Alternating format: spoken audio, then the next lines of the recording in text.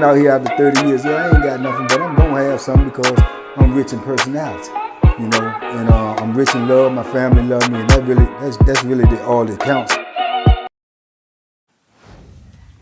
Hey, shout out to everybody out there on Team Banky Pound, man. Much love. I appreciate the support. What's going on out there, TBP?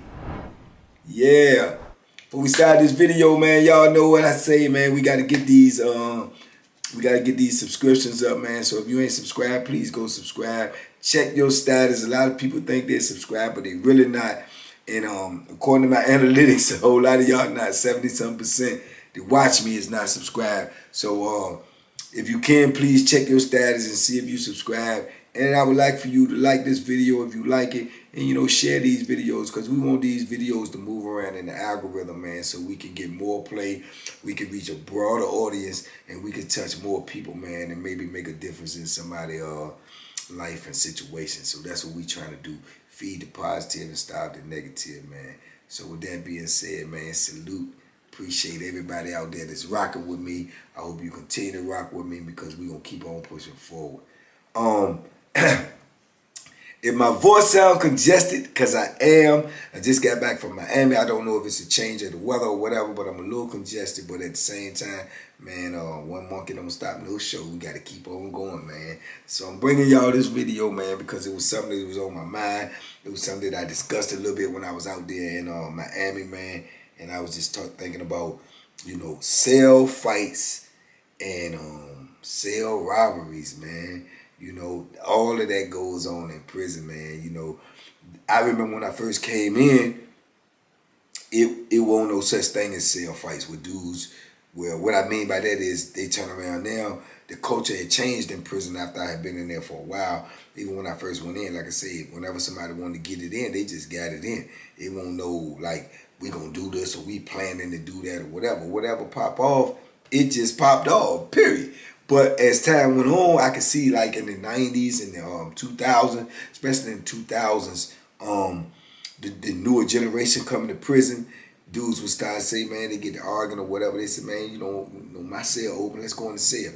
They want to go in the cell to fight, which what that concept was, it was understanding that we trying to go in the cell to fight, so don't nobody get caught, don't nobody go to segregation, don't nobody got to get locked up for it. We can rumble, we can get it over with, and go on about our way, win, lose, or draw, but nobody has to involve the police. Ain't nobody got to get locked up. Now, I say that to say this. This come about in the 2000s, because when I come in, you know what I'm saying, in 87, whatever gonna go down, it's gonna go down. It's gonna be so vicious, the police gonna know about it anyway, because somebody going to medical, if not the morgue. So that's the difference in the eras of prison. You know, you couldn't really hide what was going to go on if it went physical back when I came in, because it was going to be known, because somebody is going to need medical attention. One way or another, it was going to need some medical attention. So that was the situation, man. But, you know, like I said, time evolves and situations change, and the players of the game are different. So these are different generations, these different people, man. And that's what they was doing there, man. It was like, dudes was like, man, what, they arguing or whatever. Next day, you know, somebody said, all right, let's go to my cell. All right, where you want to go? Your cell or my cell? You know, you start hearing that all the time. And then you see dudes go in the cell and they get the door closed. Usually they get somebody to hold them down, which means watch out or look out for them. Somebody looking out, they go in the cell. It's understood. It's a fair fight. It's one-on-one. You know, if it's anything such thing as a fair fight, I don't believe it's anything such thing as a fair fight, personally. Because I believe if you're at war, you trying to hurt me, I believe anything goes. If you trying to hurt me, that's it. All bets is off. You got some, you know, malice in your heart for me, I have zero, you know what I'm saying, sympathy for you. So that's just me, though. Everybody don't think the same way I think. These new generation, they like, well, we gonna go in here, we gonna rumble, it's one-on-one, da-da-da-da. They go in the cell, they'll rumble. Now, a lot of dudes get caught up and call somebody in the cell that they shouldn't have called in the cell. You know, because you can look at somebody and think you can size them up and think you're going to whoop them, and you tell them, come on, let's go in the cell, and you get in that cell now, you got to remember, you locked in that cell, that doors is closed, and can't nobody help you. Nobody can help you but your own skills and God. That's it. Your own skills in God, your survival instincts in God is the only thing gonna help you if you locked in that cell with somebody, because you gonna hope they have mercy on you, but you gotta remember that they just might not.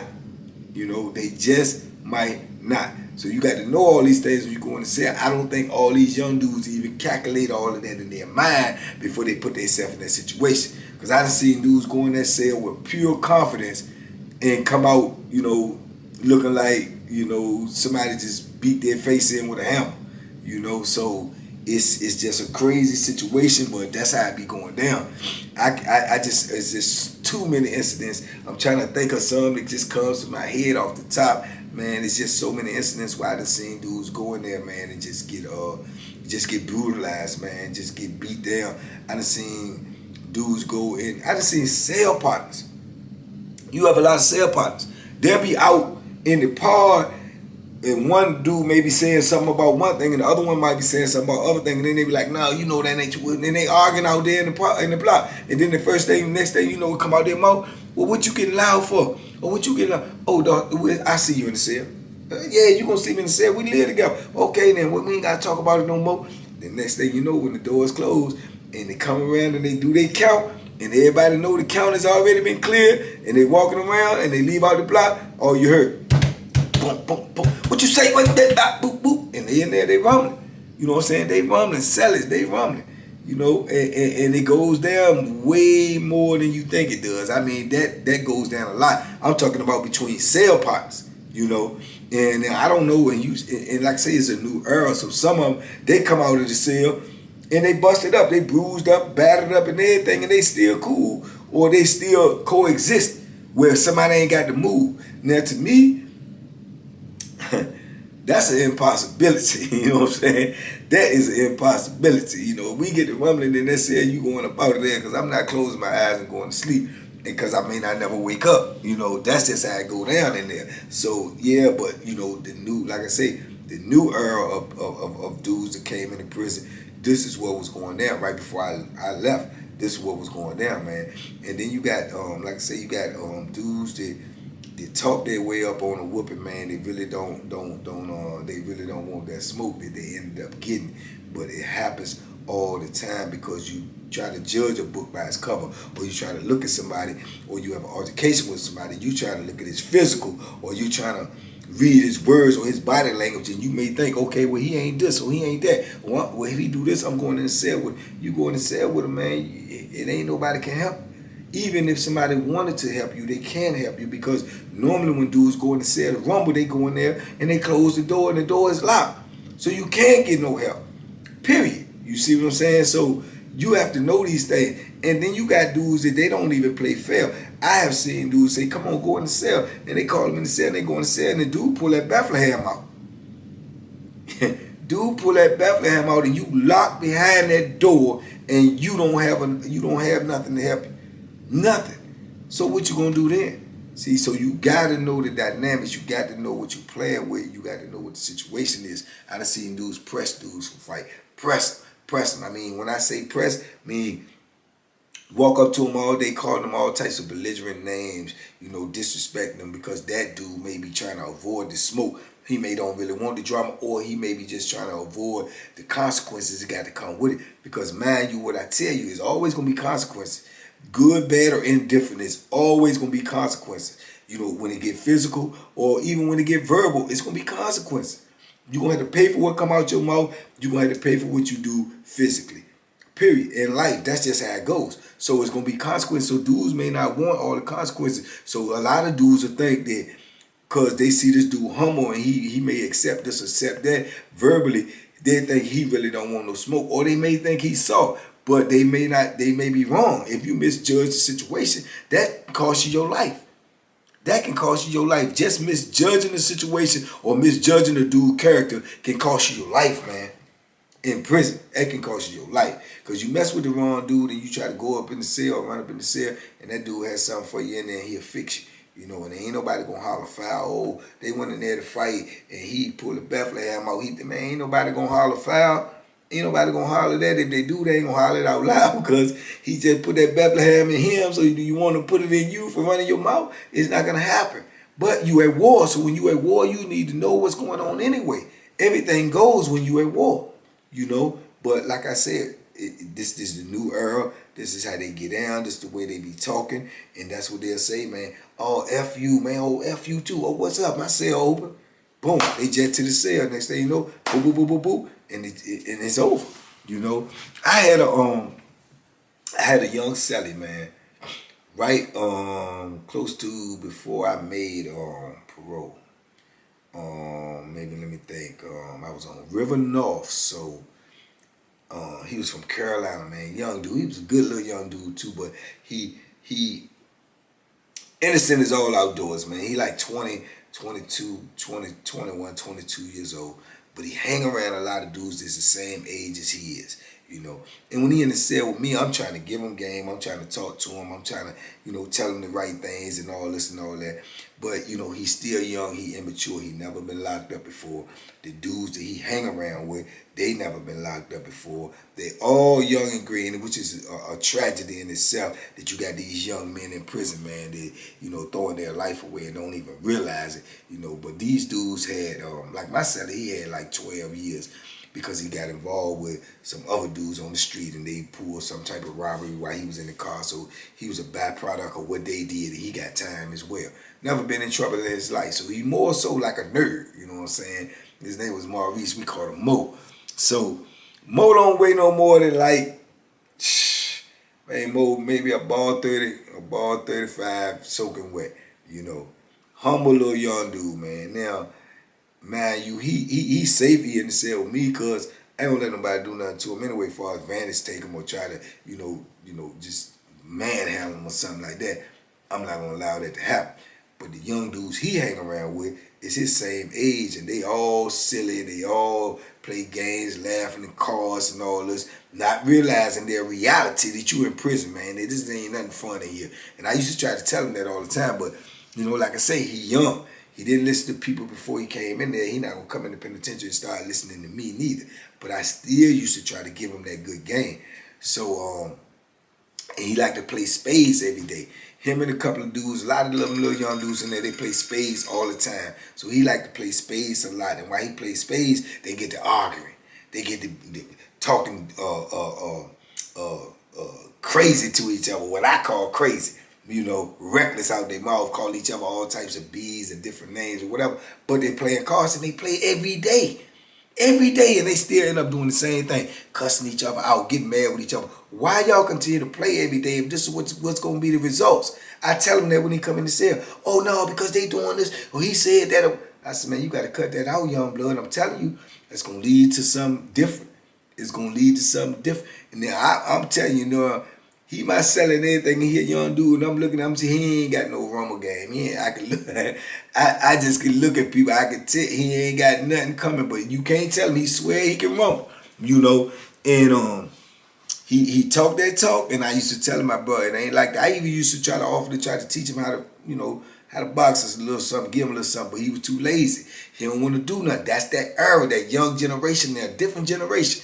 When I come up, man, we was athletes, man. We played football, baseball, basketball. We boxed, all of that coming up. If you weren't doing some of that, where I come from, you was a nerd, you know. And that's how these younger generations, they ain't do that. They had the cell phones and all of this and all that, so they won't into all the athletics. That's why the athletes that's coming up now is a little different than what it was back in the day, you know, because back in the day, they was already bred for that stuff.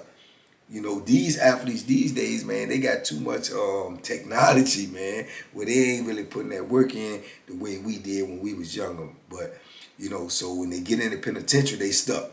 Because out here in the street, they using guns. They shooting everybody for stepping on their shoes. They shooting you because you disrespect them. They doing all of that out here now instead of opposed to my day when somebody did that. Then they rumble. Then they got it over with. Somebody got their butt whooping. Somebody took a butt whooping, and that was the end of it. But nowadays, they shooting and doing all this crazy stuff to get them in the penitentiary. And then when they come in the penitentiary, guess what? You ain't got no more guns. You got to fight now. You got to fight. You know what I'm saying? You got to fight to survive in there. That's the only thing gonna help you in there. Or you put your hand on that Bethlehem and pick that up, and you don't know how that's gonna turn out.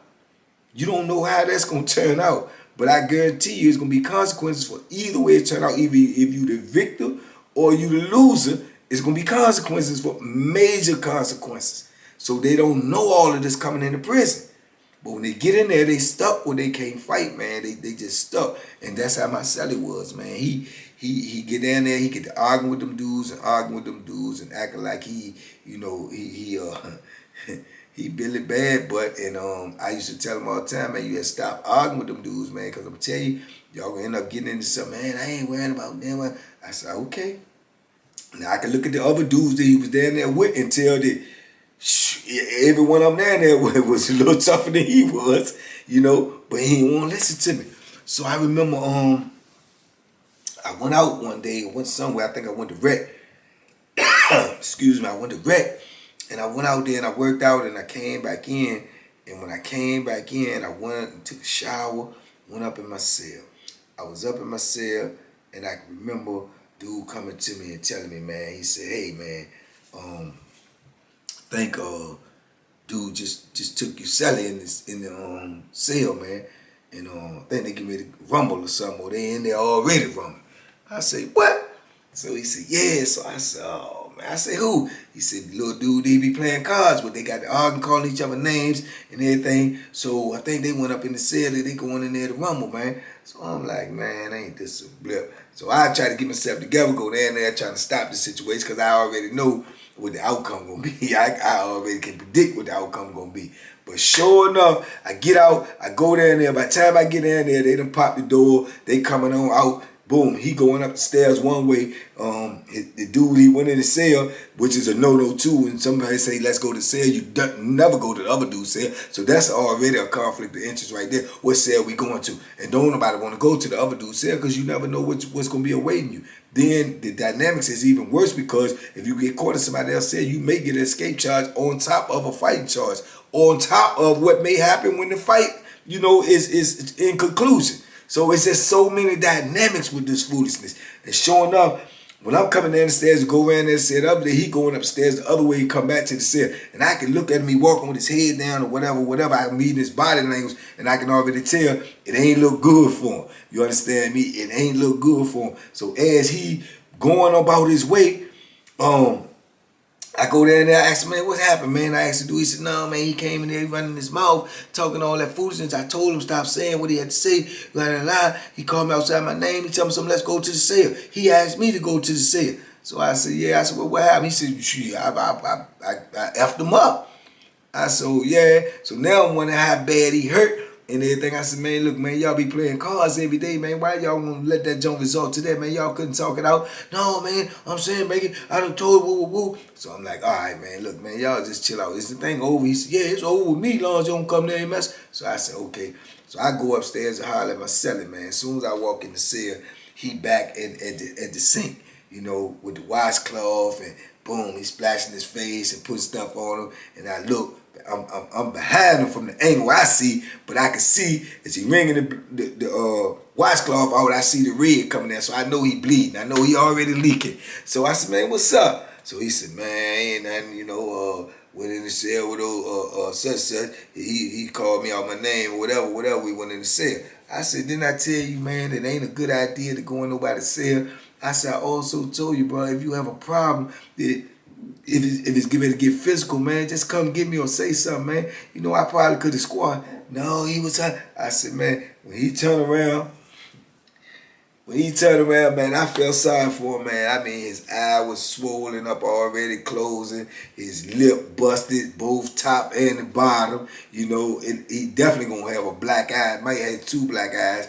And he just looked busted up, man. He even got a little cut on his head. The dude busted. I'm looking at him like, did you do anything? I mean, did you fight back? Did you do? He was like, man, as soon as I walked in and stuff and the door closed, he just hit me. Then when he hit me, he trying to wrestle, man. I was trying to fight. He trying to wrestle. He got me there on the ground and he was holding me, and then he just was hitting me and stuff. I'm like, man, you could have got killed in there, bro. I said, do you understand that? I said, I told you don't go nobody. No, but he called me. I said, don't matter what he called you. He could have took your life, bro. What if he had that Bethlehem in there? I told you don't do none of that, Joe Mo. I told you, man. It's hard to tell anybody something I told you so, let alone tell them that in prison. You know what I'm saying? That dudes don't want to be hearing that. I told you so, whatever. So I was trying not to give him so much of that because I knew he was already, licking his wounds. He was already hurt, and then not only that, when situations like that happen to you, you got to deal with all the other stuff. You got to deal with the humiliation. You got to deal with going out in the block. Everybody gonna know you got busted up. They gonna be able to see it on your face. It's gonna travel word of mouth. That might bring you more drama. Anybody else that was looking at you in a certain way, now they look at you different. Dudes that used to might give you a little respect, might be a little bit more mouthy with you. It just opened up a can of worms that you don't want open. You see what I'm saying? So, like I say, he put himself in a bad situation, man, a real bad situation, and he took a mean whooping for it. And then, you got that dude down there too that did the work to him. He down there bragging, bragging and talking this and talking that. So I'm like, oh man. And then Mo, he ain't no killer by no stretch of nobody's imagination. But like I say, all men got egos, man. Egos, they all got their own. And you know what? I tell you what ego is. It's every guy's opinion of himself. Ego, every guy opinion of himself. You think you this, that, and the third, but in actuality, you might not be who you think you are.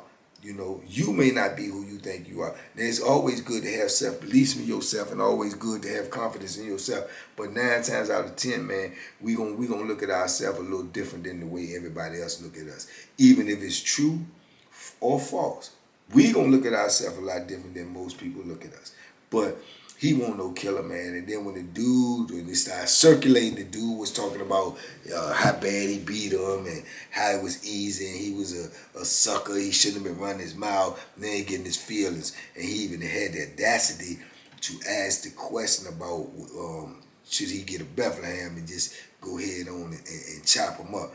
And I looked at him like he was retarded, And I'm looking at him, I'm like, first of all, you don't want to do nothing like that. Second of all, you ain't even built for nothing like that. Third of all, you try to do this little time you got to do and get on up out of here. Don't you know right there that can get you to stay here for the rest of your life? So that's what you want to be doing. You want to be standing here for the rest of your life, and you're going to have to pick that up every day for the rest of your life. Once you use it the first time, you're going to have to use it, and you're going to have to keep it with you to make sure don't nobody try to use one on you because now they know that's how you playing. So that's what you want to do. You know what I'm saying? You want to risk that in this little time you got. That's because you took a butt whipping for running your mouth and went up in another man's cell. You got off lucky, bro. You got off lucky. It's dudes that them tried the moves you tried, they ain't even here to tell about it today. See what I'm saying? So he's sitting in there like, no, but he talking all that stuff. Okay, he was talking stuff what led you to go in the cell the first time and you see what happened, man. Leave it alone. You know what I'm saying? I had to convince him that, but I tried to convince him in a way that it won't really like that he can accept, where he didn't feel like he was being chunked out, because like I say, that ego is a powerful thing, but at the same time, you got to move accordingly in there, man. You're gonna lose your life. You see what I'm saying? You're gonna lose your life.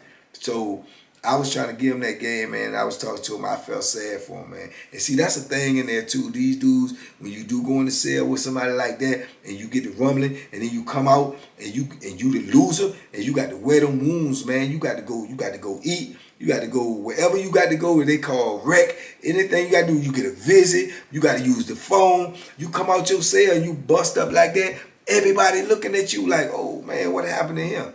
Oh, whoa, and then even the people who don't know, that's what they're going to think, and that's what they're going to look at you like. Now they looking at you different. Now they analyzing everything you said in the pod, everything you said when you was in an argument, everything you said about, what you're doing, what you won't do. Now they looking at you like, oh, that's non and void. Oh, that's non and void, man. You a fraud, you fake. So people talking to you different, their energy different. You know what I'm saying? So it just opened up too much stuff. So like I say, when you in those situations, or you have to be in that situation, you got to be emphatic in what you do, and you got to always put yourself in a position to win, period. Because in prison, just like Jay-Z say, I will not lose. You cannot lose, because what you lose may be more than what you're willing to pay. You know, now the best situation is to be in no confrontation at all, which is highly unlikely in prison. But when you are in confrontation, you're going to have to move accordingly to what the lay of the land, man. And the lay of the land is, you know, in the jungle, man, you bite or be bitten, period. You know, and a lot of these young dudes coming in there, they don't understand that. And that's why they get caught up in situations in prison. That's why you see people get killed on mistake because they trying to grab a knife and prove a point and somebody lose their life. You know, so it's just crazy. But that's how the culture done changed in prison now. That's what's going on in there. But these dudes, man, they continue to do it, man. I mean, they call dudes out in the cell and not even knowing what they asking for. And then they do it for stupid stuff. Crazy little bitty kitty stuff. I can remember being on the same camp, man, on River North, and they pass out the laundry when we got to get our laundry washed. So we got to get our laundry washed. We got to put all our laundry in a laundry bag, man. Put your name tag on and then send it to the laundry, and they wash it all in a big bulk of machine, wash and dry. I know to y'all out there in the freeway it sounds nasty, and it is, but that was the only way we could get our clothes at least halfway clean, you know. So, cause they wash it like hundreds of people clothes all together on, you know, in a big old industrial washing machine and dry, and it's through a net bag, and all your clothes is crammed up in there on top of this man clothes, that man clothes, and you don't know what's going on with their hygiene or personal situation. But that's how it goes down in there. Another reason, 1,476,000 why you shouldn't go to prison, you know. So yeah, so I can remember that. That's how we do our clothes. So they're taking that all out in the morning, and they'll bring it back in the evening. And in the evening time, when they bring it back to pass it out to us, they'll lock us all down and they'll let a couple of workers out. And the couple of workers, they'll get out, they'll be grabbing the bags and looking at the name tag and matching the name tag with the cell number and passing the laundry out. Now, people laundry be getting missing and everything. I know it's petty. It's super petty because this state stuff. It ain't personal stuff. It's little state clothes. Every now and then, there's supposed to be all state clothes in there. State socks, state underwear, state t-shirts, jeans, all that. Just state stuff. Your own personal stuff, you responsible for washing it yourself. And that means by hand. That's what you responsible. Because if you put it in the laundry, they not responsible for it. It might not come back. You got dudes over in the laundry, they'll steal your stuff. They work over there in the laundry. They'll look in the bag and see personal shorts. They'll go in there and steal them. Then they got them some personal shorts. They ain't yours no more. You can't see them. You don't know who did it. You know, dudes write their names and stuff all in the stuff with permanent markers. But a dude might steal it and work in the laundry, might not even sleep in your block. So you might not see it at all. So it's just crazy. But dudes will try to slide their stuff in there anyway in the hopes that it come back the same way that they sent it.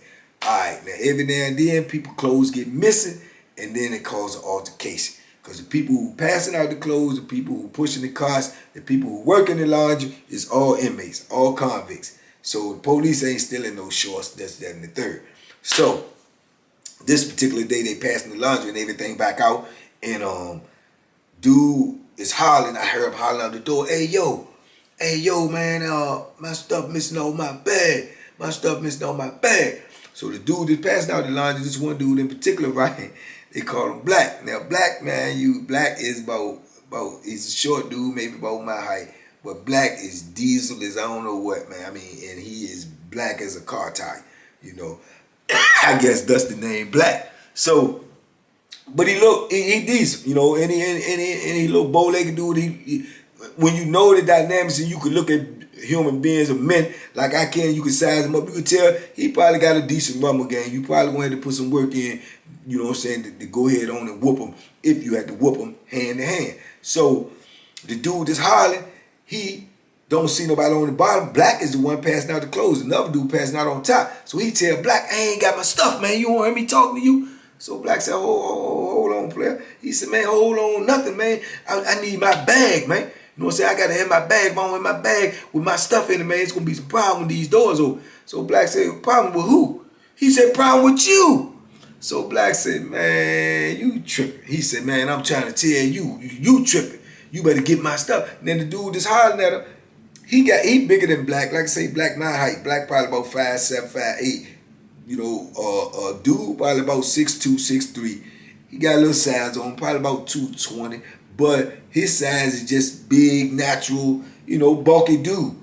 Black size, Black been on that weight pal, man. Those two different things. So he barking at Black and then Black, like I told you, the ego comes in effect. So Black tell him, man, you better pipe down. He said, you don't tell him, man. I tell you what, we ain't got to talk no more. Wait till these doors open. So Black said, okay, calm down. Don't get the police involved. Just be quiet, calm down.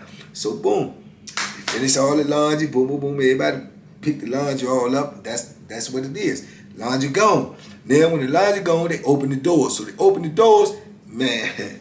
When they open the doors and they let everybody go where they got to go, old boy, he comes straight out and he at the corner cell now. He come out, get his celly out. He stand over to the right from his cell, so he away from his cell, and he just post up. He like, yeah. And then he holler to him, he tell, oh, I'm waiting on you. Come on, door open. So Black looked down and tell Black, said, shh, be quiet, I'm coming. Said, wait till the police come. I'm coming down there. I'm coming. Don't worry about it. He said, yeah, all right, okay. So he serious now. Dude's looking at him with the body language and the way he act like oh, he a gorilla. He gonna put that work in. He gonna do this. He gonna do that because he inviting the man in his cell and he acting like he bad like that. So boom, shown up. About 5 minutes go by. Everything settling down. Black tell the dude, man, watch the people for me, man. I'm going up in the cell. So Black go down there. Boom. Soon as Black go down there, Black walk right back into the corner. Black say, you want me to go in? He's standing off to the side. It's his door, but he want Black to go in first. I guess to be sure Black going in. Black asks him, plain and simple. I'm looking at him. Black said, you want me to go in there? He said, yeah, get on in there. Black go up in that joint. He started walking over there right behind him, went right back up in there. He said, when I go in there, man, told his seller, he said, get the door closed. He walked right on in there and he told his seller, get the door closed. He regret that. Big mistake, man. They won't in that cell no more than 3-4 minutes. And all you heard was boom, boom, boom, boom. I, okay, I, no, shut up. Boom, boom, boom, shut up. Boom, boom. That's all you heard, man. Then next thing you know, you heard Black holler, get the door. So dudes go up there to get the door. Black walk out, man, confident as I don't know what, don't look like nothing wrong with him. He just walk out, strutting down to his cell. He looking at the block because all eyes on him, like Tupac, everybody looking, and because everybody know what just happened. So he was like, over, that fast, nothing, blood everywhere. Somebody go get him. He needs some help. And walked on in his cell, So dudes looking like, oh, so now everybody in their mind, they want to see what dude look like because they, they just heard the, the confirmation that what's going on or what happened. And man, showing up, dudes was going down there being nosy. That gets you laid in prison too, but this a new era. I'm telling y'all about. Back in my day, that'll get you late right there. But dudes walking in and try to peek and see, is he all right? He in there laid in a pool of blood, man. Dudes going there, help him up, clean the blood up. All of this is not so much him. They try to really make sure the police don't know. Because when the police find out all of this right here, it's going to get the block shut down, everybody getting locked up. It's just that. It ain't so much as these dudes being good Samaritans. They really self-preservation. They looking out for themselves too. Now, some of them might have messed with the dude who might have been cool with him as well. But more so, self-preservation. Ain't nobody want to get locked up. As long as he won't try to tell or ask the people to try to take him to medical, dudes was going to try to help him get himself together. And that's what they went down there and did. And, man, he was bust up that fast, man. And according to Black said when the door closed, so when the door closed, he turned around and did the cardinal sin, trying to talk. Now, and Black said he let him, pop, hit him. So he fell back up against the door, boom, grabbed him, threw him down on the ground, got up off of him, told him get the door, and he wore them scars, man. I'm telling you, I didn't see him for, I think 3 days. He ain't come out for the first 3 days at all. To go eat, use the phone, nothing. That's how I go down in there. That's how it be happening. So dudes had to, they say, they call it in prison, they say on vacation. They had to put him on vacation. He don't want to come out because he don't want people to see, you know what I'm saying, the war wounds. Plus, he really don't want the police to see him because then sometimes the police will say, what happened to you? Woo, they could lock you up for investigation, try to make you tell what happened. Woo, woo, woo. Yeah, it happens sometimes, not so much because they really don't care. You know what I'm saying? They truly don't care for real. But they be scared that if it's somebody, like if it's a white dude, I mean, real talk, if it's a white dude, they gonna do something. They gonna lock you up. They gonna make, because they scared that people get hurt and they call home and tell their people, and their people call up there and raise holy hell, and then the Charlotte Fairs come, and the Charlotte Fairs want to take pictures, and then if you take pictures and he busted up, what officer was working? Why you ain't see this? Why you ain't report this? All that type of stuff happen. Normally, with a brother, it ain't gonna happen. If it happened with a white dude, if that white dude call home and tell his people, since I was locked up in my experience, oh yeah, all hell gonna break loose. Because them people gonna call up there and raise hell, and they gonna come back there and raise hell on us. So, but normally, like I say, they don't give a daggone, man. They don't give a daggone at all. So, he didn't come off for like 3 days. When I seen him like on the 4th day, man, he had a pair of shades on, trying to cover his eye up. And I ain't trying to be funny, but I'm just being honest, man. The man had the shades on. The shades was lopsided because his eye was so big. His eye was like a big old ostrich egg, man. And he trying to put some shades on to cover his eye up. If any of y'all boxing fans, can go back and pull up the old George Foreman versus Holyfield fight, and you look at George Foreman in the post fight, when the fight is over, the interview, his eye was swollen up so bad he tried to have some shades on and they was sideways. And when I looked at old boy, that's the first thing it reminded me of was George Foreman. And I ain't laughing, I was laughing to myself. But that's the first thing it reminded me of was George Foreman had them lopsided eyeglasses on because his eye was so swollen, you know what I'm saying? And that's what it was with him.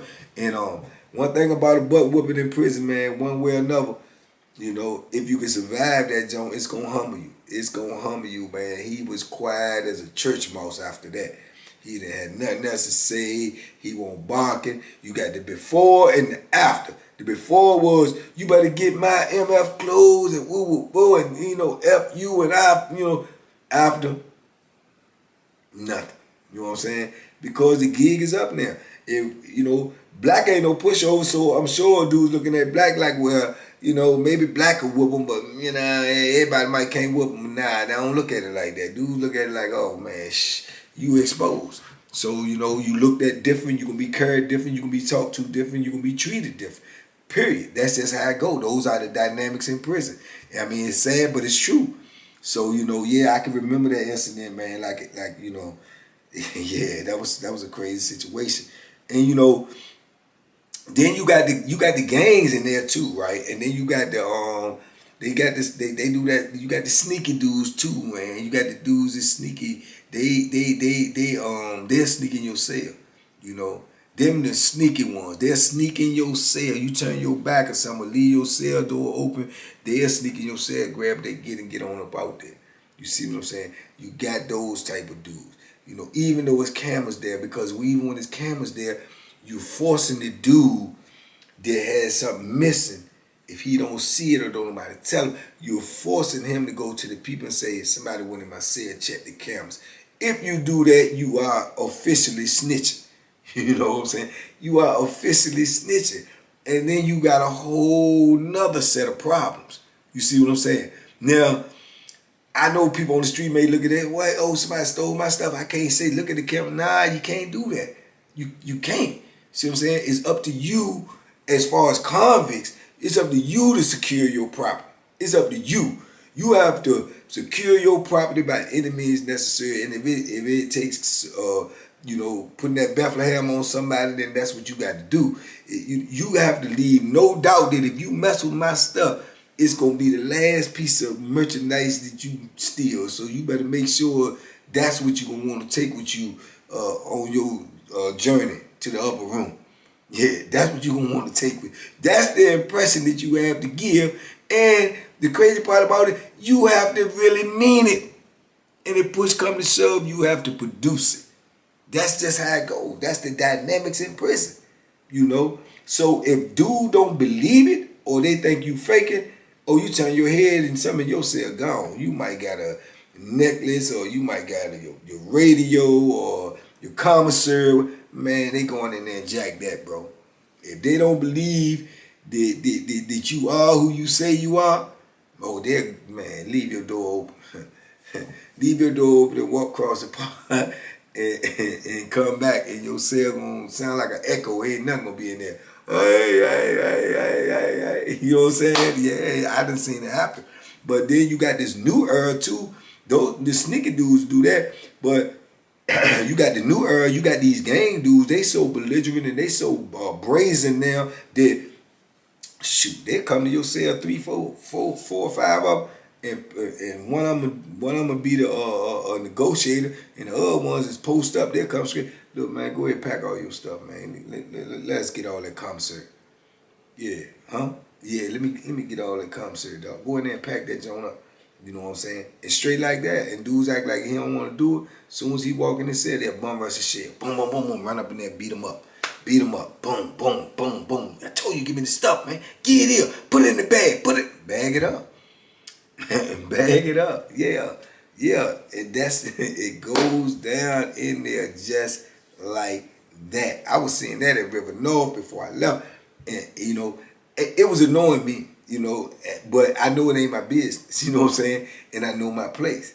But every time I see stuff, it just annoys me because I'm like, you vantage taking and you picking and choosing who you do that with because you're not gonna do that with everybody. But that's what they do. And man, they was taking dude, especially that. I remember the last time I seen it was a holiday package. The holiday package that came in, you know, they started doing that recently in prison, man. They get these holiday packages where you can order a certain type of food and different stuff that we don't have on commissary from this certain vendor. And once it was like twice a year or once a year, but now they started making so much more money on it. And like I told y'all, prison is a business. They started making so much more money on it. It went from having 1 package a year to 2 packages a year. By the time I left prison, they was having 5, 6 packages a year that you could order. You know, all for the money. You know what I'm saying? So, yeah, but dudes get them holiday packages and they get them and they be straight targets, man, because you got them dudes in there that them gang dudes and they ain't got it like that. Ain't nobody send them no money and they just sit there and they'll target you, man. And you see you come back with, you know, $250 worth of a holiday pack and you put it all in your cell and they perceive you to be weak or they perceive you to be a chump, then they coming and take that, bro. They coming and take that. I remember they went up in there, had this little light-skinned dude on there. He thought he was cool as on the way. He was getting money. But, you know, I could look at his demeanor in there. He thought he was the man because he was getting money. You know, when I say getting money was he was getting a little drugs in. And when you getting drugs in there, you get money, you know what I'm saying, as far as penitentiary money. So a lot of dudes do it, though, but they be soft. They be suckers themselves, but they think that would keep dudes up off of them because they know don't nobody really want to mess with the drug man because so many dudes want to get high. You gonna create enemies if you mess with the drug man because all the dudes want to get high. Now they your enemies because you done took away their source of getting drugs. I know this sound crazy, but these are prison politics. Yeah, they gonna get mad at you and probably want to harm or hurt you because you may be taking away their source to get drugs. If this dude is the only dude to get drugs and you got X amount of dudes in here to get high. If you mess with him, you probably gonna have problems with all of them.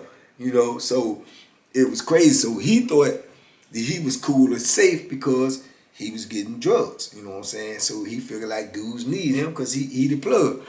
Man, that man got that holiday pack now. Man, y'all say you could get the holiday pack. You might can order, you know, I think the most it got up to that I can remember, I think it's 200 and something. So you can get $200 and something worth of food. Different food now, so you got a commodity. Now, that's all you allowed to get. But if you got money and you got resources, you may say, go to a dude that you know ain't got no money and no resources. He ain't got nothing coming in. You may go to him and tell him, I'm gonna get my people to put $200 on your books, and I want you to order the holiday package for me as well. I'm gonna give you a list for $150. And you get $50 of what you want. A dude that ain't got nothing gonna take that deal all day. All he gotta do, cause when the holiday package come there, he gonna be right there with him. Boom, he go there and he get it, and go to sell, get up, pick out $50 of what you want, get your stuff out, and give me my bag. So this what this dude did because he got money. So you gotta think now, he got his 200, and he probably got like 5 other dudes to get commissary for him too. This man had so much commissary and they weren't funny, which automatically made him a target, you know. But he steady walking around diddy bopping, thinking he cool. Man, that dude went out for wreck. He went out for wreck. He came back in there, man, echoed. Ooh, he ain't got nothing in there. They took all this stuff. He mad as, man, this dude hot as fish grease. He walking around. He like, man, and he faking though. Classic faking. One of the funniest faking dudes that I seen in recent memory, because I can remember this, because this one too long ago. So I can remember it clear as day. He walking around talking about, and he a light skinned dude, so he had got beat red. He red as I don't know whether he'd walk back in the cell and saw all this stuff going like, what? Did somebody do this to me? Yeah, yeah, they did it to you. So he walking around, I said, hey, he had a little stutter. You see somebody going myself? You see somebody going myself?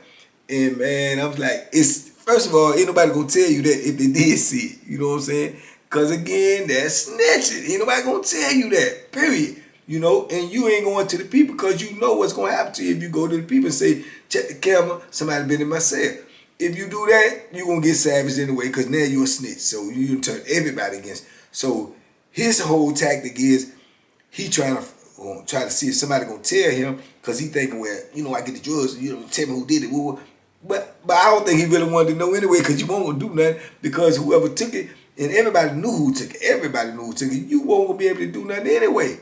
So you faking, but you trying to put out that image, but dude's looking at you now like you even weaker. Cause he walking around talking about asking people with his hands in his pants like he got that Bethlehem, right? Clear path to get killed. That's how you get killed. Faking. And he walk around, you see somebody going my cell, man. You know, yeah. I had all this commissary, man, all my commissary going, man. Yeah, I just want to find out who did it, man. I'm just gonna poke him up real fast, man. You know.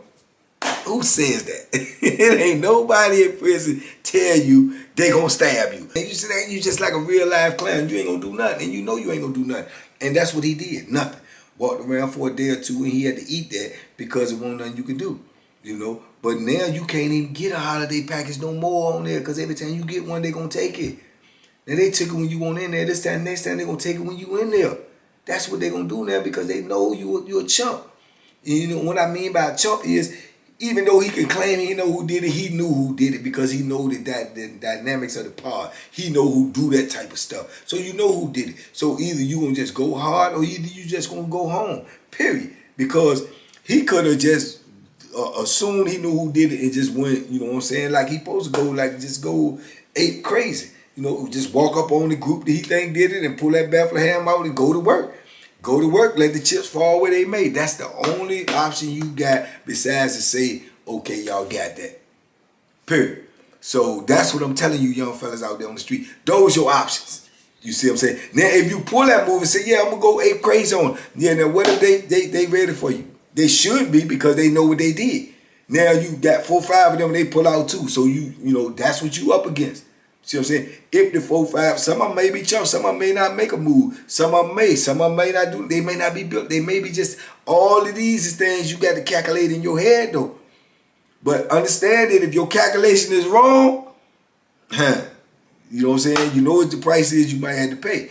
And on top of that, even if you get away with, let's just say you successful, you chop a couple of them up, you may even lay one of them there. Consequences, brother. Consequences is a lose situation. Period. See what I'm saying? And most situations in prison, that's what the dynamics is. A lose situation. Nobody wins. Nobody. You see what I'm saying? Nobody. Only person wins is the dude that don't come to prison. That's it. So that's the whole concept about these videos, these stories, man, so it can be, it's therapeutic for me and so it can be helpful for someone else. So that's the blessing, man, in this lesson, man, that somebody else will receive these lessons without having to actually experiencing these lessons the hard way. So I appreciate y'all out there, man. I hope y'all share these videos, like these videos, check your subscription, make sure you subscribe. There's a movement over here, man. We love it over here, man. It's positive energy only. Feed the positive, starve the negative. TBP, I love y'all, man. Stand up, man. We're going to keep on pushing forward in 2022. We're going to try to make it happen. We going to make it happen. We ain't going to try to make it happen. We going to make it happen. We going to spread this message all over. But I can't do it without y'all. We a family. Like I tell y'all, where I go, y'all go. So we on the move right now. We getting it done, man. And that's what we going to keep on doing, man. So y'all hang in there with me, man. And we going to keep this thing pushing forward, man. In the meantime, as always, y'all be safe, be smart, make good decisions. Boom. See you next time.